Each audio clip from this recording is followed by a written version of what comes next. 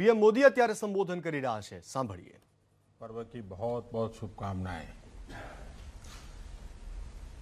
कार्यक्रम में मेरे साथ उपस्थित देश के गृह मंत्री श्री अमित शाह जी, राष्ट्रीय मानव अधिकार आयोग के चेयरपर्सन जस्टिस श्री अरुण कुमार मिश्रा जी, केंद्रीय गृह राज्य मंत्री श्री नित्यानंद राय जी, मानव अधिकार आयोग के अन्य सम्मानित सदस्यगण, राज्य मानव अधिकारी आयोग के सभी अध्यक्षगण, उपस्थित सुप्रीम कोर्ट के सभी माननीय आदरणीय जज महोदय, सदस्यगण, यूएन एजेंसी के सभी प्रतिनिधि, सिविल सोसाइटी से जुड़े साथियों, अन्य सभी महानुभाव, भाइयों और बहनों, आप सभी को राष्ट्रीय मानव अधिकार आयोग के 28वें स्थापना दिवस की हार्दिक बधाई। ये आयोजन आज एक ऐसे समय हो रहा है जब हमारा देश अपनी आजादी का अमृत महोत्सव मना रहा है। भारत के लिए मानव अधिकारों की प्रेरणा का, मानव अधिकार के मूल्यों का बहुत बड़ा स्रोत आजादी के लिए हमारा आंदोलन, हमारा इतिहास है। हमने सदियों तक अपने अधिकारों के लिए संघर्ष किया, एक राष्ट्र के रूप में, एक समाज के रूप में अन्याय अत्याचार का प्रतिरोध किया।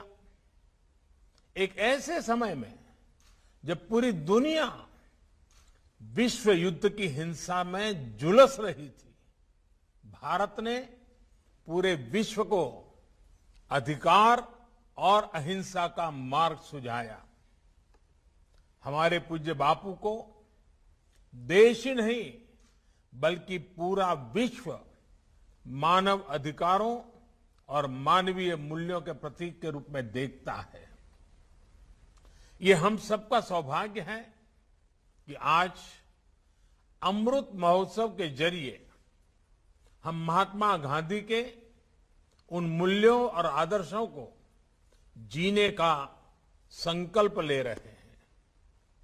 मुझे संतोष है कि राष्ट्रीय मानव अधिकार आयोग भारत के इन नैतिक संकल्पों को ताकत दे रहा है, अपना सहयोग कर रहा है।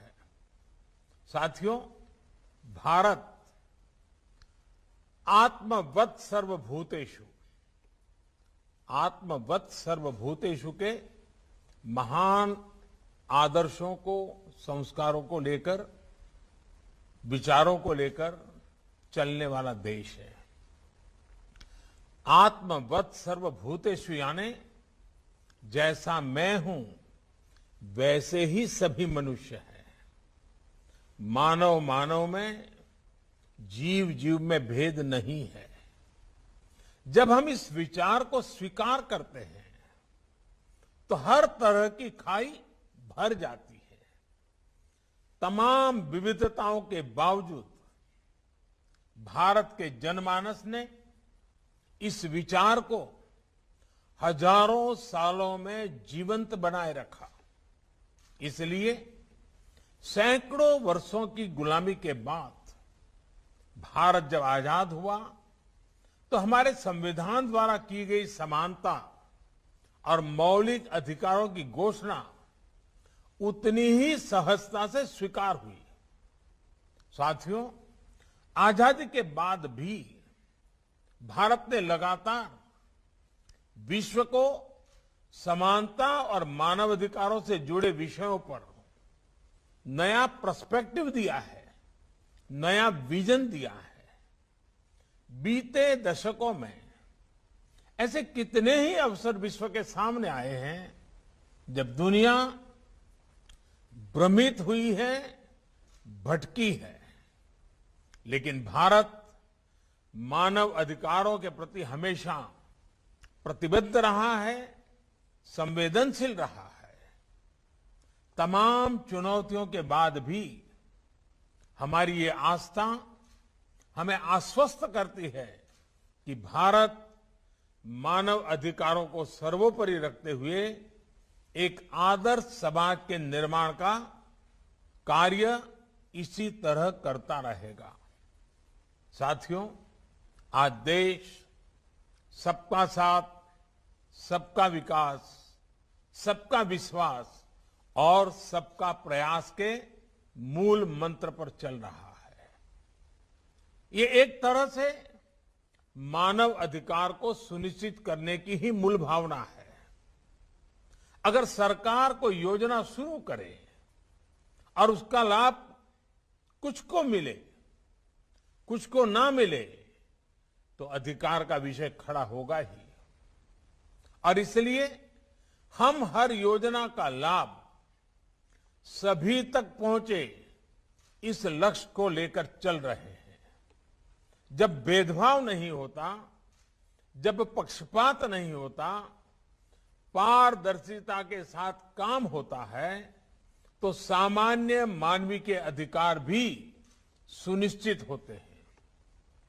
इस 15 अगस्त को देश से बात करते हुए मैंने इस बात पर बल दिया है कि अब हमें मूलभूत सुविधाओं को 100% सैचुरेशन तक लेकर जाना है।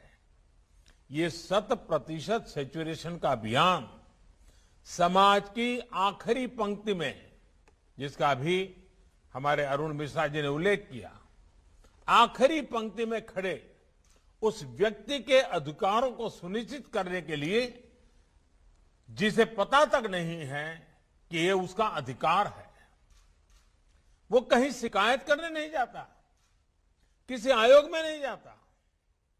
अब सरकार गरीब के घर जाकर गरीब को सुविधाओं से जोड़ रही है।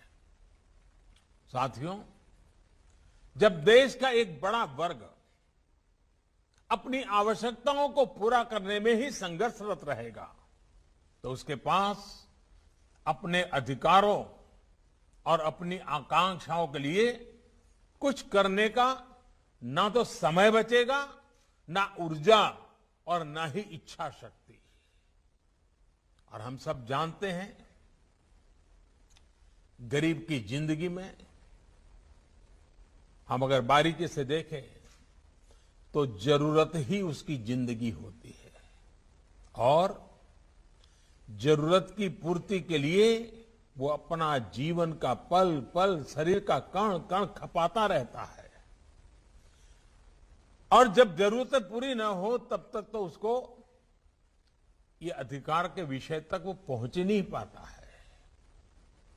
जब गरीब अपनी मूलभूत सुविधाओं, और जिसका भी अमित भाई ने बड़े विस्तार से वर्णन किया, जैसे शौचालय, बिजली, स्वास्थ्य की चिंता, इलाज की चिंता, इन सब से जूझ रहा हो और कोई उसके सामने जाकर उसके अधिकारों की लिस्ट गिनाने लगे, तो गरीब सबसे पहले यही पूछेगा कि क्या ये अधिकार उसकी आवश्यकताएं पूरी कर पाएंगे।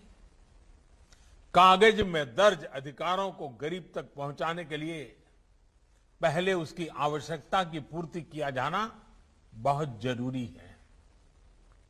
जब आवश्यकताएं पूरी होने लगती हैं, तो गरीब अपनी ऊर्जा अधिकारों की तरफ लगा सकता है, अपने अधिकार मांग सकता है। और हम सब इस बात से भी परिचित हैं कि जब आवश्यकता पूरी होती है, अधिकारों के प्रति सतर्कता आती है, तो फिर आकांक्षाएं भी उतनी ही तेजी से बढ़ती है। ये आकांक्षाएं जितनी प्रबल होती है, उतना ही गरीब को गरीबी से बाहर निकलने की ताकत मिलती है। गरीबी के दुष्चक्र से बाहर निकलकर वो अपने सपने पूरे करने की ओर बढ़ चलता है। इसलिए जब गरीब के घर शौचालय बनता है, उसके घर बिजली पहुंचती है, उसे गैस कनेक्शन मिलता है, तो ये सिर्फ एक योजना का उस तक पहुंचना ही नहीं होता। ये योजनाएं उसकी आवश्यकता पूरी कर रही हैं, उसे अपने अधिकारों के प्रति जागरूक कर रही हैं, उसमें आकांक्षा जगा रही है। साथियों, गरीब को मिलने वाली ये सुविधाएं उसके जीवन में डिग्निटी ला रही है, उसकी गरिमा बढ़ा रही है। जो गरीब कभी शौच के लिए खुले में जाने को मजबूर था, अब गरीब को जब शौचालय मिलता है तो उसे डिग्निटी भी मिलती है। जो गरीब कभी बैंक के भीतर जाने की हिम्मत नहीं जुटा पाता था, उस गरीब का जब जनधन अकाउंट खुलता है तो उसमें हौसला आता है, उसकी डिग्निटी बढ़ती है। जो गरीब कभी डेबिट कार्ड के बारे में सोच भी नहीं पाता था, उस गरीब को जब रुपे कार्ड मिलता है, जेब में जब रुपे कार्ड होता है तो उसकी डिग्निटी बढ़ती है। जो गरीब कभी गैस कनेक्शन के लिए सिफारिशों पर आश्रित था, उसे जब घर बैठे उज्ज्वला कनेक्शन मिलता है तो उसकी डिग्निटी बढ़ती है।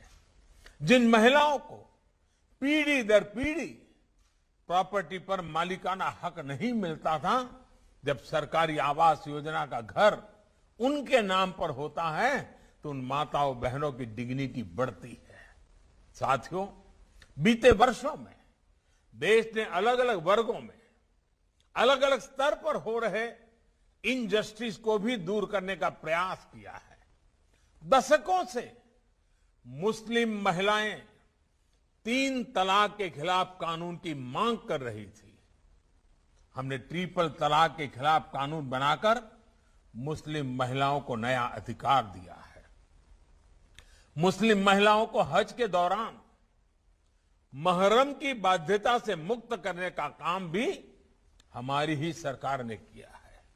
साथियों, भारत की नारी शक्ति के सामने आजादी के इतने दशकों बाद भी अनेक रुकावटें बनी हुई थी। बहुत से सेक्टर्स में उनकी एंट्री पर पाबंदी थी। महिलाओं के साथ इनजस्टिस हो रहा था। आज महिलाओं के लिए काम के अनेक सेक्टर्स को खोला गया है। वो 24 घंटे सुरक्षा के साथ काम कर सके, इसे सुनिश्चित किया जा रहा है। दुनिया के बड़े बड़े देश ऐसा नहीं कर पा रहे हैं, लेकिन भारत आज करियर वुमेन को 26 हफ्ते की पेड मैटरनिटी लीव दे रहा है। साथियों, जब उस महिला को 26 सप्ताह की छुट्टी मिलती है ना, वो एक प्रकार से वो नवजात बच्चे के अधिकार की रक्षा करता है। उसका अधिकार है उसकी मां के साथ जिंदगी बिताने का, वो अधिकार उसको मिलता है। शायद अभी तक तो हमारे कानून की किताबों में सारे उल्लेख नहीं आए होंगे। साथियों, बेटियों की सुरक्षा से जुड़े भी अनेक कानूनी कदम बीते सालों में उठाए गए हैं। देश के 700 से अधिक जिलों में वन स्टॉप सेंटर्स चल रहे हैं, जहां एक ही जगह पर महिलाओं को मेडिकल सहायता, पुलिस सुरक्षा, साइको सोशल काउंसलिंग, कानूनी मदद और अस्थायी आश्रय दिया जाता है। महिलाओं के साथ होने वाले अपराधों की जल्द से जल्द सुनवाई हो, इसके लिए देश भर में 650 से ज्यादा फास्ट ट्रैक कोर्ट्स बनाई गई है। रेप जैसे जघन्य अपराध के लिए मौत की सजा का प्रावधान भी किया गया है। Medical termination of pregnancy act, इसमें संशोधन करके महिलाओं को एबॉर्शन से जुड़ी स्वतंत्रता दी गई है। सुरक्षित और कानूनी एबॉर्शन का रास्ता मिलने से महिलाओं के जीवन पर संकट भी कम हुआ है और प्रताड़ना से भी मुक्ति मिली है। बच्चों से जुड़े अपराधों पर लगाम लगाने के लिए भी कानूनों को कड़ा किया गया है। नई फास्ट ट्रैक कोर्ट्स बनाई गई है। साथियों, हमारे दिव्यांग भाई बहनों की क्या शक्ति है, ये हमने हाल के पैरालंपिक में फिर अनुभव किया है। बीते वर्षों में